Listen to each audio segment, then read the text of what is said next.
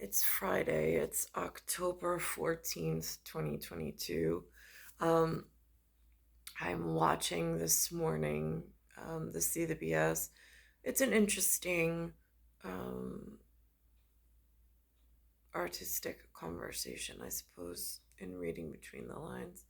Um, there is something that I noticed. There's some mail that came to the house. Now, I don't normally receive mail. Lewis and Linda do. Um, but there was something posted from the church, which I found very interesting in my quest for God, church, and country, which has been a reoccurring theme throughout my journey. This morning on CBS, they mentioned a place I stopped along the way in my discovery process of this Church of Scientology. The helpful journalists that brought forth the fact that SCI is one of the, I guess, at Air National Defense, I don't know, or Secret Service. It's like their most whatever. It's not a general, like, I mean, it's not something that I grew up knowing, being that I was in the Quiet Glen section of the way. Um, that's literally what it said on the sign. It was Glen's Way. So anyhow, um, so I'm watching one of my preferred to watch journalists. Not that I get to see him very often, but he's on today. He has a very familiar face for me. It's John Dickerson. Um, and again, that's how they don't put a sir or a mister or a special HR title in front of it. It's just John Dickerson. So being respectful in the men's department.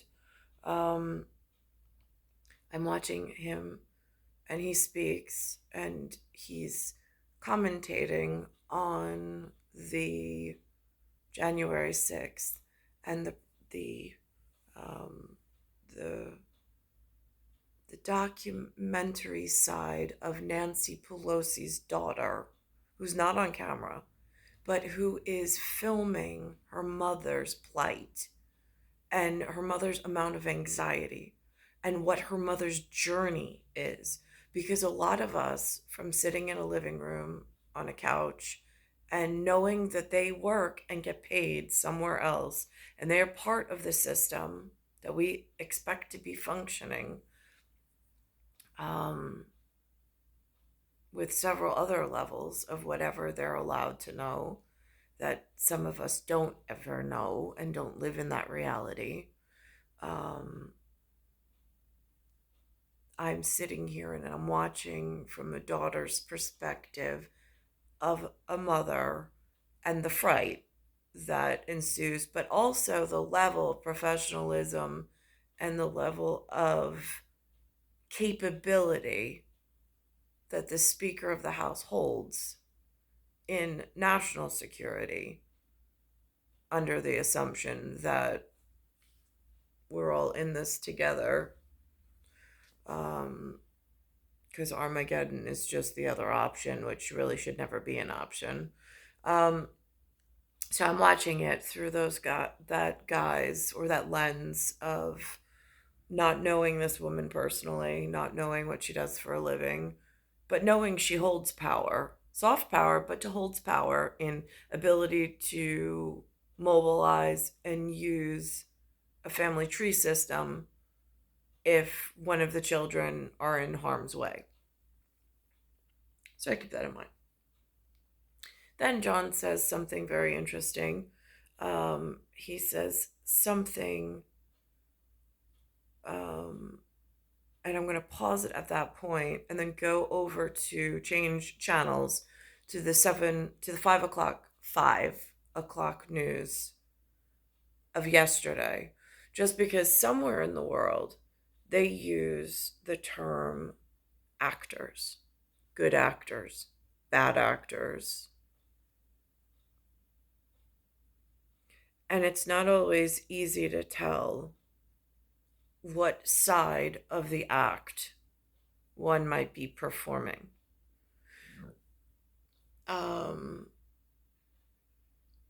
So being that my feet are planted in the hive live, and there is a 5 somewhere everybody seems to plea with when given an option and under oath, I'm watching, and last night, the democracy part in action of where things are losing their integrity. There is something called an actor and a comedian.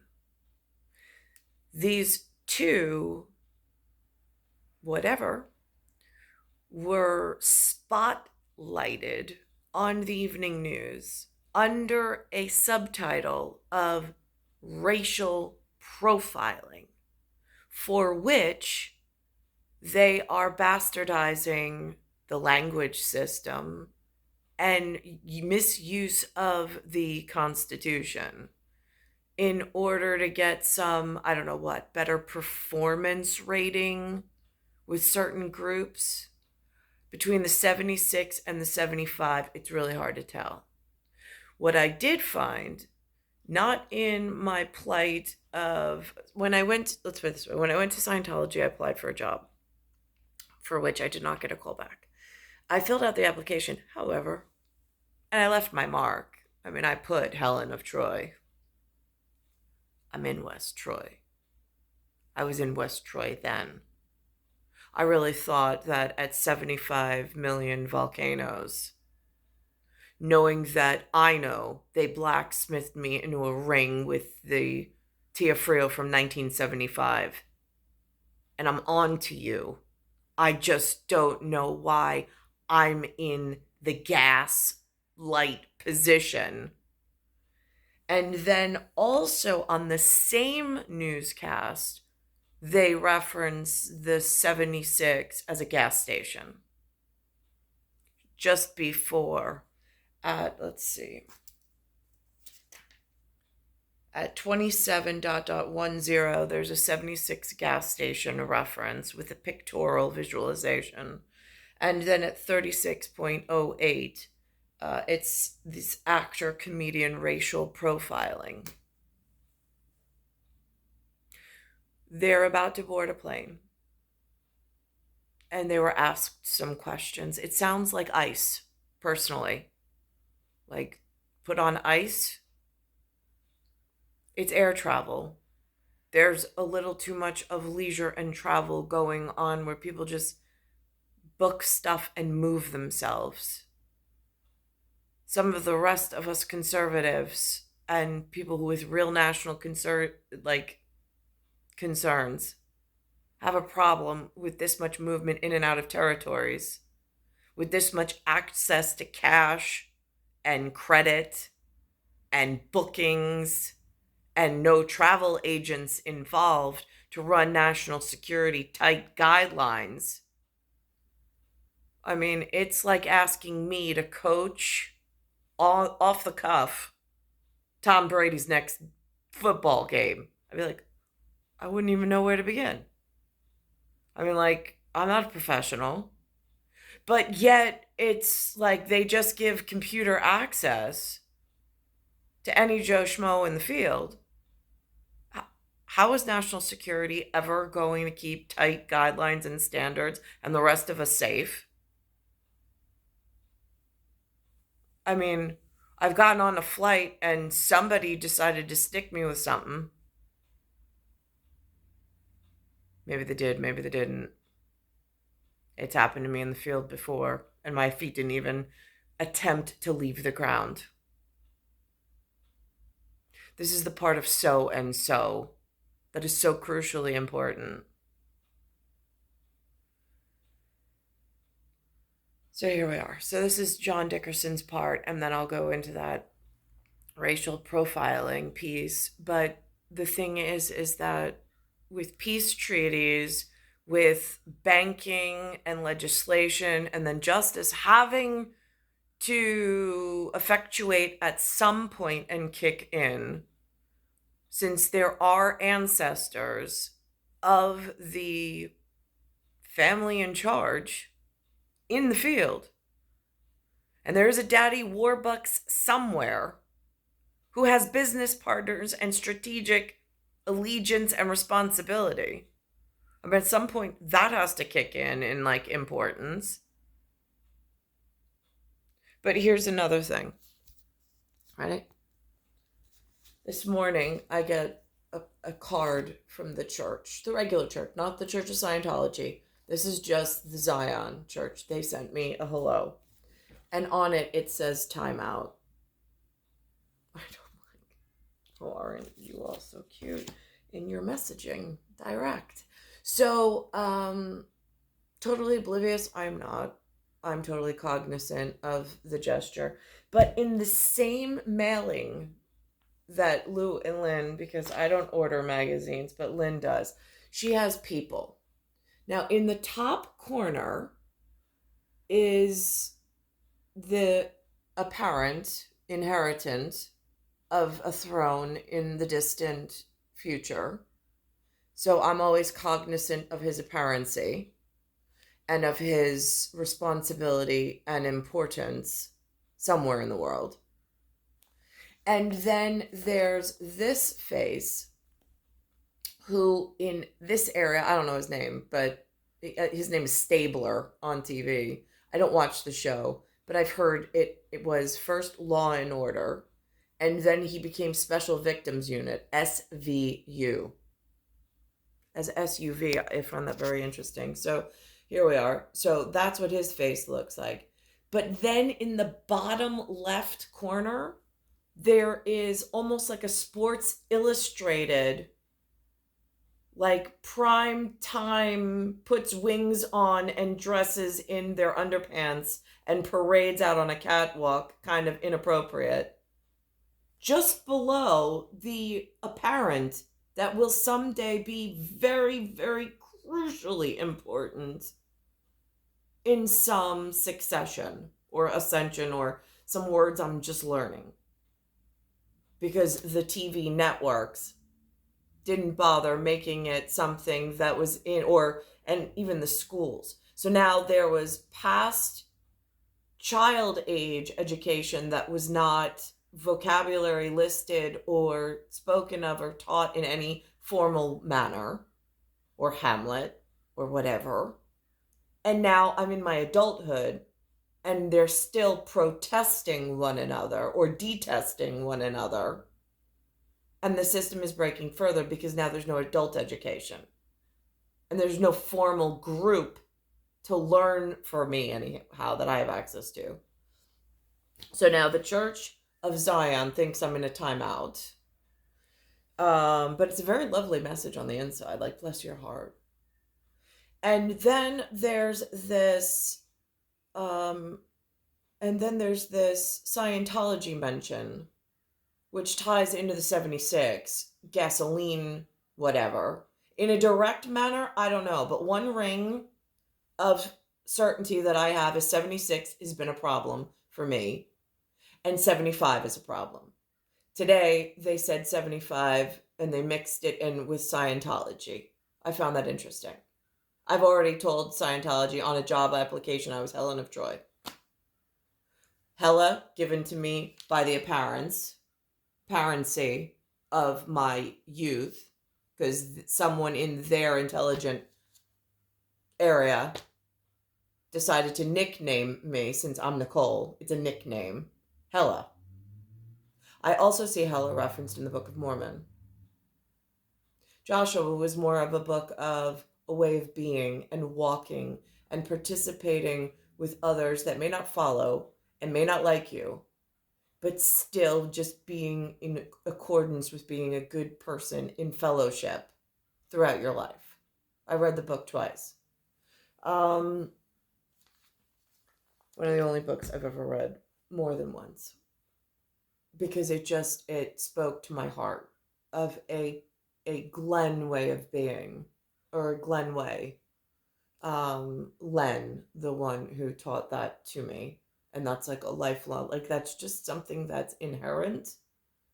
And it's just who I was born and how I was born.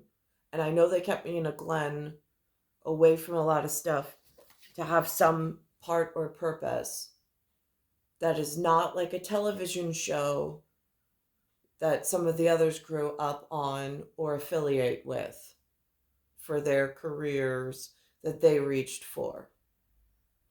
But the career I was reaching for and that found me, interestingly enough, Chris Lyons characters in my Glen.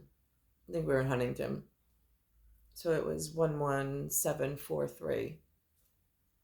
Just so the numbers on numeracy, because right now I am on an avenue close to a boulevard and there's other health issues. This morning, for instance, the crossing guard didn't show up. I spoke to one of the parents about it, and then I alerted the NYPD that at 46th and Bell, the crossing guard for the children didn't show up. So I did what I needed to do so he could call that in.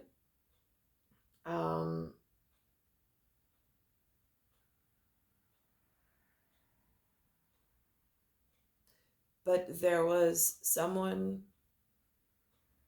almost like I had a field trip in Sunnyside. Whoever was there knew who he was.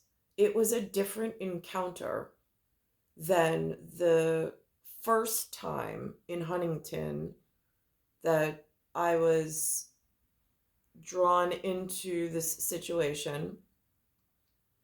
I arrived, I think, with a tie-dyed t-shirt. I mean, it's what Linda provided for clothing. I mean, I looked like I was picking clothes out of a homeless shelter bin, but it's just what was made available.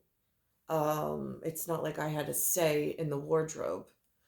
So there was somebody who was Eastern European, or he said so, very grumpy, very upset, but I absolutely appreciated that meeting, and I really liked his name. It was something so unusual, but it sounded to my ear like something that I really liked. Then there was the person who owned the painting, because I've been visited by an artwork dealer. So there was somebody who owned the painting of the girl with the pearl, and he wanted to introduce himself. And then there was me leaving the building, and Dawn wanted to introduce me to somebody, a Dawn from my area. Don't get confused with a different island. And so I walked around, and then that's where the tall, extremely good looking for my eye, and I had the George Washington look, or was it exactly like George Washington? I said, "You are so much better looking than George Washington." And he said, "Good answer." And that was it. And so that's where I know I'm the size of a rocket. It's a dance company thing. These things are important to some principals. I'm the size of a rocket. I'm also the size of something else, which I don't mention much because it makes other people get really upset. So I think it's safe in this area to say I'm the size of a rocket by height, by their standard in New York. Important details. And so I know he stood 6 foot over me. And I knew that if that's who I was to marry, I would be the happiest woman on earth for the rest of my life. Because he was just something worth waking up to every day. Something to have children with. So I know he exists. I just know that there's been a very twisted path after that Glen beginning of a Glen way that's preserved forever in my essence of who I am. I just don't know how to get back to that person, and I don't know how that person arrived. So here's where John Dickerson is, and then going back to this actor comedians and their claims of racial profiling and wanting to use some constitution to bill some system to make some kind of money or bird scratch in some booking system, which just thoroughly halts and prevents air national defense from keeping some of us safe that are in real concern, especially when my person sees on tanks double Z's and then something that looks very much like a portion of my last name being held up on a sign saying that I'm not welcome in George, and I'm in George, Washington's area. So that's, to me, threatening, but it's from an unbeknownst source that I'm trying to find heads or tails of after all of these other tragic events have happened in my life frame. Analyst John Dickerson joins us now for more. John, good morning. Dramatic ending here to the scheduled hearings and dramatic ending to that hearing itself with the unanimous vote to subpoena President Trump. What happens now? Well, the subpoena will, President Trump's not likely to testify, of course, and then if Republicans take control of the House, the subpoena goes away. The subpoena and the questions about it probably keep a little bit more focus on this topic now that the hearing's over, but otherwise it's now just a matter of debate and I guess part of what the elections might be about, although they might not be about them at all. What did you make of the video that we saw in real time, shot, by the way, by Nancy Pelosi's daughter, who's an award-winning documentarian? Alexandria, yes. Yeah, who just happened to be there and took out her iPhone. Good on her to record all of that. But to see that in real time, when they seem to be working together, John, in that moment. Well, the first thing is that they were scared. Well, it also reminds us, yes, it's an unguarded moment. We don't get unguarded moments with politicians. Every one of those, we've all talked to them and we know what the freeze-dried answer looks like. Right. That was them searching for anything. That's one thing that was interesting about. The other is it reminds us that what we all saw on that day, we all saw on that day. There are a lot of people out there trying to convince us that January 6th didn't happen. That reminds us of just how panicked things were. And then finally, they're trying to find a solution to the violence. Because at that time, the commander-in-chief, who should have been trying to find a solution to, was not only not trying to find a solution to the violence, but in fact was stoking it. Yeah. That was the moment when he knew Mike Pence was under threat. There's Nancy Pelosi was on the phone to Mike Pence. The president knew Pence was under threat and issued a tweet to make him more the target of the rioters. Yeah. So it gives us that. Now, on that note, that's where I find at times the media of what's being thrown at my position at Couch Potato tends to do this, and then it starts movements and makes it hard to keep these new college kids that are being taught by professors that I don't even know are qualified. I mean, I don't even know who's issuing the education that they're being allowed to teach, that somebody's actually paying for. Like, that whole break in reality is really frightening because it's even hard to hold a conversation with some of these people my age, a little older, and a little younger, because they're so brainwashed in a reality that can't exist if security is going to exist, because there's too much population movement and not everybody likes you. I get that. Not everybody comes from that understanding.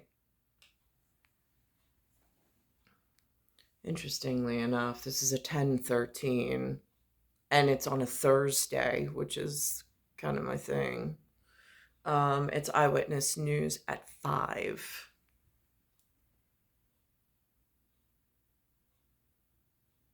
Ensuing over their experience at the nation's busiest airport. Eric Andre and Clayton English say They were racially profiled by police at the Atlanta airport on separate occasions.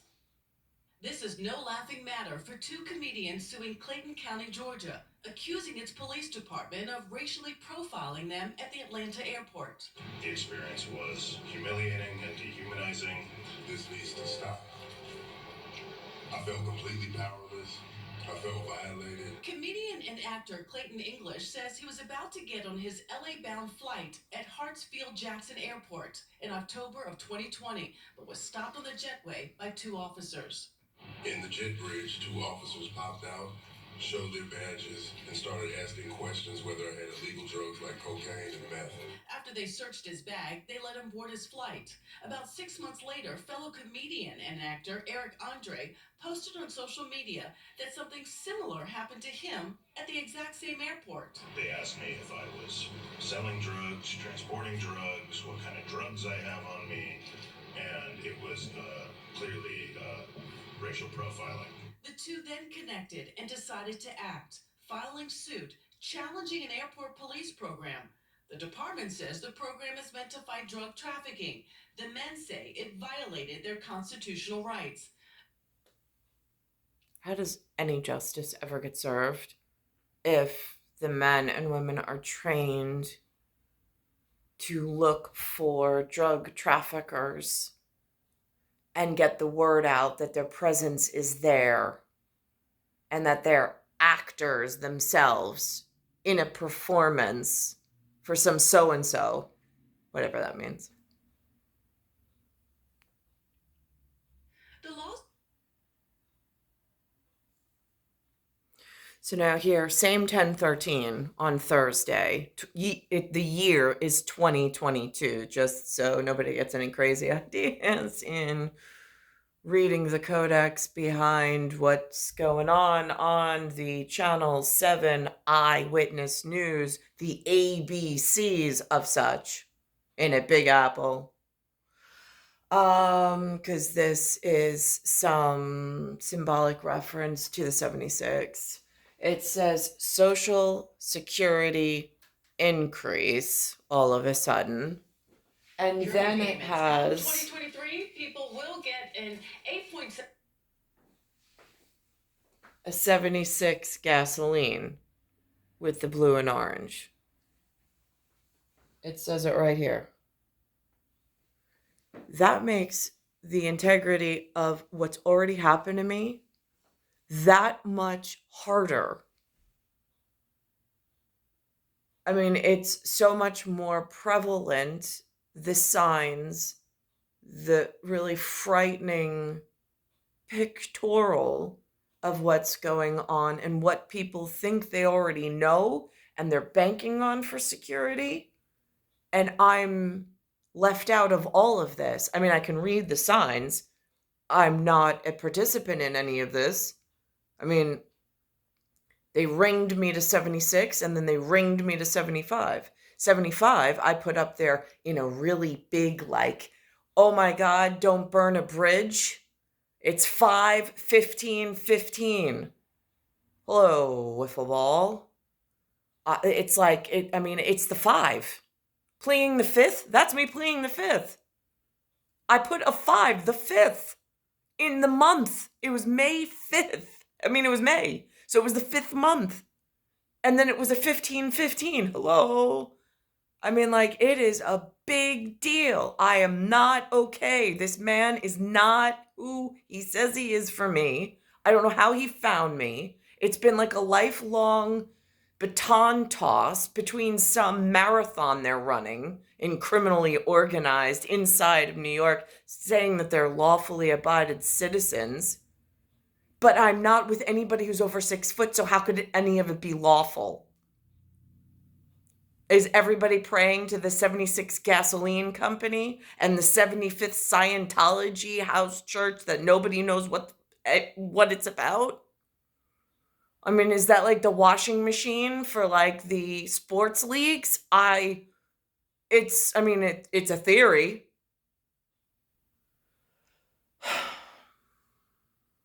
Okay, now this is on Atlantic Records. They're calling themselves Silk Sonic.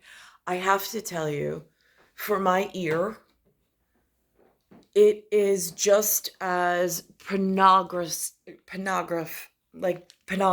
as this picture of this actor in his Sports Illustrated primetime pose. I mean, it's like, oh, Jesus, I hate it. I know people love it. Whatever it is, it is. Whatever it isn't, it isn't. But for me, it is painful to listen to, so I normally just shut it off.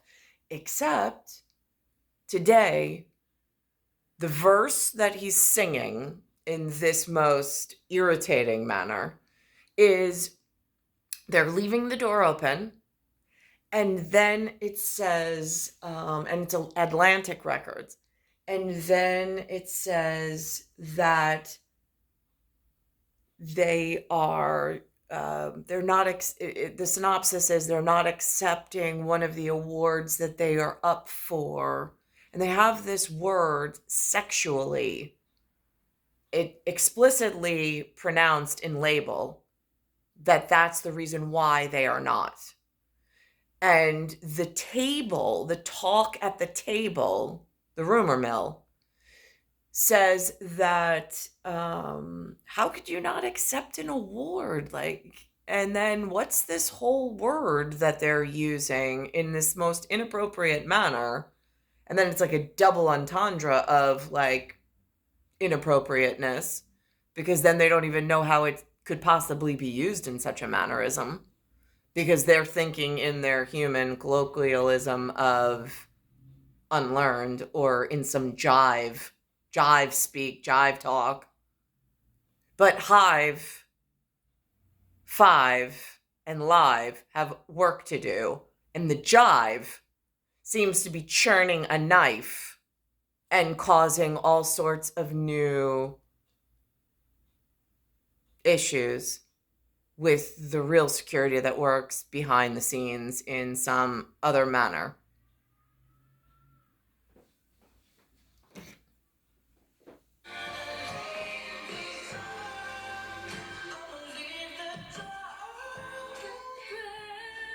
We know this song. Yes. That is the lead single from the album, which already won 4 Grammys this year, including Record and Single of the Year. Now, Bruno Mars and Anderson .Paak, though, they are closing the door on an album Grammy, even though they are top contenders. Now, here's a statement. Come here, Well, Mars said, let me tell you, Gail, we truly put our all on this record, but Silk Sonic would like to gracefully, humbly, and This is really what he said. most importantly, sexually bow out of submitting our album this year. They thanked the Grammys and said they would be crazy to ask for anything more.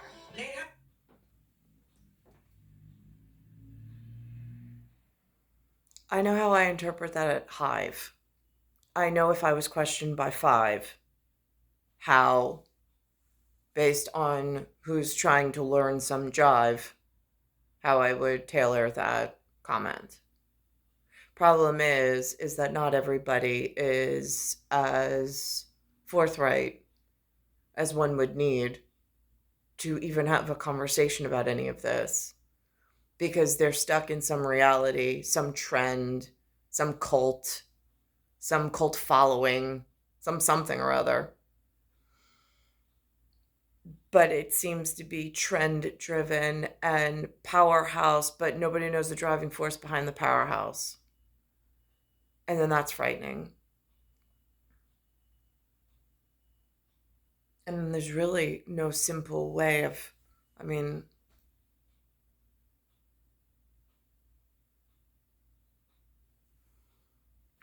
now, I don't need to go fully into the inner workings of Scientology. The letters in L. Ron Hubbard being a Roman numeral 50, it being a bifurcated whatever, knowing it's somehow fettered to the 75, and knowing that the 75 blacksmithed a whole journey of lifelong events that I never agreed to participate in, nor would I ever have painted myself into the situation, especially knowing that I had this very special meeting with very special witnesses in a very special calculated move very early in my career, wanting to be mother and wife of very hungry in the eye for me at the time, and me for he, if I had to bind a book or I had to ring myself, it would have been to who visited that night, that I was extremely, waking up to that level of over 6 foot every morning for a lifetime, I could have done very easily. The rest of what's been presented, it doesn't even pale in comparison. Put some butter-rich syrup on it. Ooh, go on. Good eating. All right. Good Well, eating. this morning we're going to begin with a look into the allegations, into the inner workings of the Church of Scientology. They come in a new book. It's called A Billion Years. Mike Rinder details the decades he spent as a high-ranking Scientology member. The book is published by an imprint of Simon & Schuster. That's a division of our parent company, Paramount Global. In a wide-ranging interview, Rinder told Chief Investigative Correspondent Jim Axelrod about his experience as a high-up official in the organization. Jim also spoke to a Scientology representative who disputes many of Rinder's claims and calls him an unreliable source and a, quote, inveterate liar. Jim, good morning. Good morning. Founded in the early 1950s with a remarkable origin story involving galactic warlord. Wait. Did they say 1950s? Wait, is there a 5 in that? 19th century's calling. There's got to be truth in some of this. I did throw paper up there at 5:15:15. Like, that's like Mayday call in things that speak SCI, perhaps? Principles, anyone? Warlords, rocket ships, and 75 million year old volcanoes. Scientology, say church leader. 75 million year old volcanoes. Wow. Does sound like the past history of the family, doesn't it? Again, I'm just saying, there's things of ancestry they haven't even allowed me. I wasn't looking for much, just the person that found me outside that made himself clear why there was some 76 ringed issue, some 75 ring issue. Just trying to bring clarity to I didn't agree to any of this. Leaders is a belief system designed to foster spiritual enlightenment. Mike Rinder grew up in the church, but he told me he went from wanting to save the world with Scientology to wanting to save the world from Scientology. Mike, how you doing? Mike Rinder is no fan of Scientology. Please welcome Mr. Mike Rinder. Which is remarkable since he spent 46 years of his life in the church, rising to a high-ranking position. I told a lot of lies when I was the spokesperson for Scientology. His memoir, A Billion... How do you keep track of the rumor mill? The trendy words, the jargon, the trails of deceit and deception and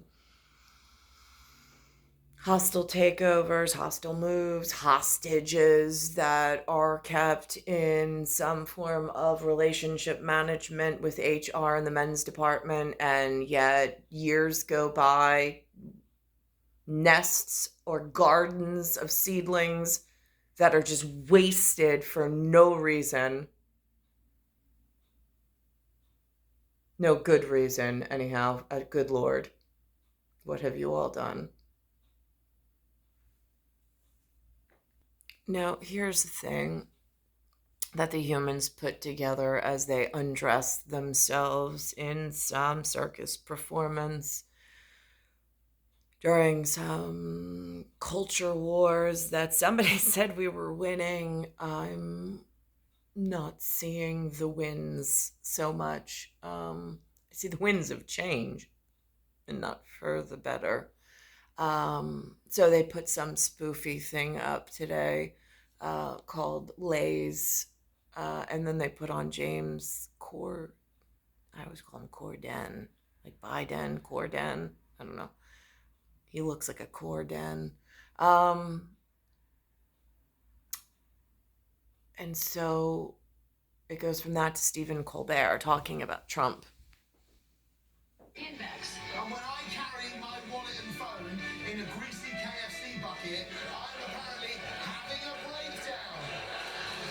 The January 6th panel voted to subpoena the former president. Of course, it's never going to happen.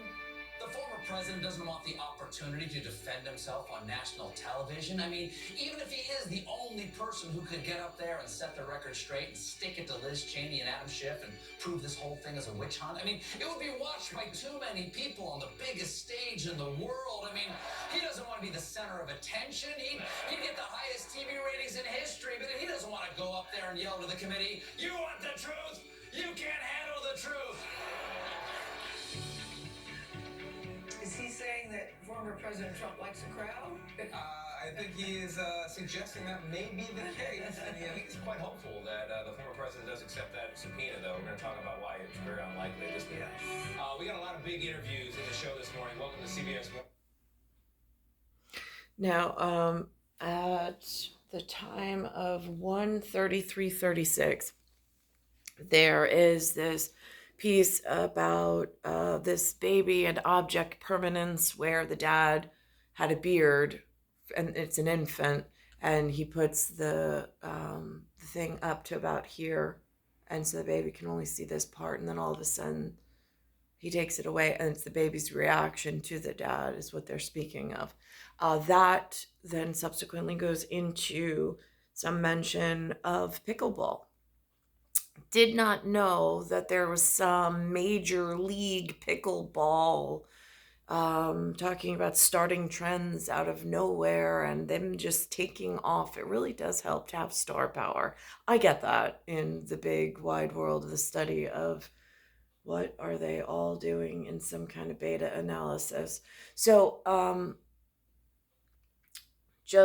they apparently started this they started this major league pickleball. I don't really know what that means in like the big so-and-so league of possibilities. But I did see that they start the piece off with Tom Brady for I don't know what reason. I don't know if they're using the biggest anchor of them all with somebody who shares a very special birthday anniversary and then holds a wiffle ball close to her heart. But there's definitely some star power that invited Tom Brady to be an investor in this pickleball, is what they call it. Now, what's interesting to me is, are they going to leave the ball at its original introduction to society as wiffle? Because there was significance of that, although I don't know who is claiming credits for it and if that's part of the issue, the major overall issue of things being trended and rewritten now all of a sudden. Or are they going to now refer to the ball itself as pickleball? Things I ponder about, but have no way of actually finding out because I have no way of just calling up some whatever. His facial expression was so great. That's Who is good. this dude, Mom? Oh man, that is so. Somebody get Dad. Yeah, for real. That was great. All right, so my talk to the table is Tom Brady, and I'm not talking about football. He's jumping on the pickleball bandwagon. The NFL superstar has joined an ownership group for the MLP, that's Major League Pickleball, an expansion team. Another investor of the group, retired tennis great Kim Clijsters. They follow other high-profile names that are investors like LeBron James, Draymond Green, and Drew Brees. I want to talk about this because I just want to take a poll. Are we into pickleball? I've never played it, but I hear it's fun. I hear it's fun and it's addicting.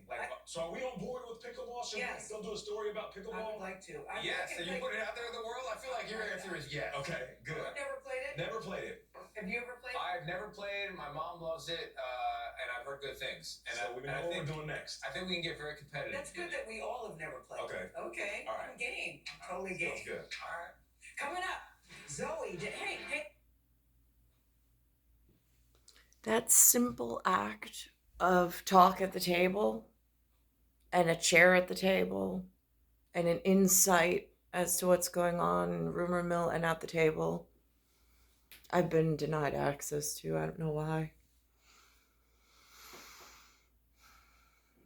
It's been really difficult just in general because I don't know, but I'm somehow expected to function. And the saga seems to continue. Some good, some bad, some like, I don't know. Gotta follow how that one's gonna work out. It's star 1978, star 8378, Nicole Cattaruzza. It's Earth, solar system, Milky Way universe, galaxy is broken, and it's Bayside Station, Bayside, New York, 11361.